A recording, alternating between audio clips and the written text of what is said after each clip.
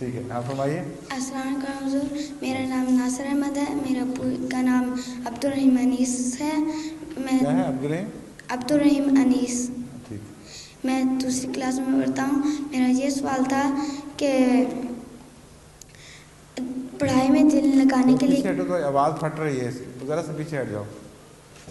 ہاں، پڑھائی میں دل لگانے کے لیے کیا کیا اتنا جائے؟ پیچھے نہ ہٹو جو آ ہی نہ ہو، ذرا سا آگے آ جاؤ۔ ہاں، پڑھائی میں دل لگانے کے لیے کیا کیا جائے؟ کس کے لیے؟ پڑھائی میں دل لگانے کے لیے۔ دل لگانے کے لیے تو دل بالکل نہیں لگتا ہے، کیا وجہ ہے؟ کبھی غور کیا تم نے؟ نہیں، کبھی کبھی دل نہیں لگتا ہے پڑھائی میں۔ دل اس چیز میں نہیں لگتا جو سمجھ نہ آ رہی ہو، اس میں آدمی بور ہو جاتا ہے۔ اور وہ بچے جن کو شروع میں ایک چیز سمجھ نہ آئے لیکن وہ تیزی سے آگے نکل جائیں اور بیچ میں خلا رہ جائیں، ان کی پڑھائی ہمیشہ وہ ان کے لیے سمجھنے سے بالا رہتی ہے، کیونکہ بیچ میں کچھ ایسے کمزوریاں آ جاتی ہیں جو اگلی پڑھائی سمجھنے میں مشکل پیدا کر دیتی ہیں۔ اور جب سمجھ نہ آ رہی ہو تو پھر نیند آ جاتی ہے، پھر آدمی بور ہو جاتا ہے۔ اور جب کسی کامیابی کا مزہ نہ آئے تو دل نہیں لگتا۔ تو جب تم پڑھائی میں ایک دفعہ پیچھے رہ جاؤ تو اور دل نہ لگے تو اس کا اصل علاج یہ ہے کہ واپس جاؤ ان جگہوں پہ جہاں تمہیں سب سے بڑی کمزوری دکھائی دیتی ہو۔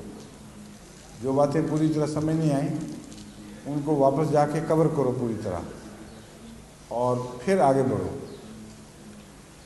اور بھی وجوہات ہوتی ہیں، بعض دفعہ اکیلے بچہ پڑھنے والا جو ہے خاموشی سے، اس کو کچھ دیر کنسنٹریشن کرنے کے بعد پھر تھک جاتا ہے اور نیند آنے لگ جاتی ہے، پھر وہ تھک کے چھوڑ دیتا ہے۔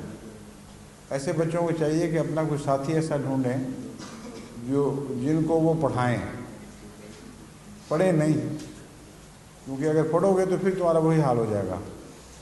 کوئی ایسا کمزور بچہ ڈھونڈو جس کو تم پڑھاؤ، اور جو پڑھانے والا ہے وہ ہمیشہ بیدار رہتا ہے۔ جو پڑھنے والا ہے اس کو نیند آ جاتی ہے لیکن پڑھانے والے کو نہیں آتی۔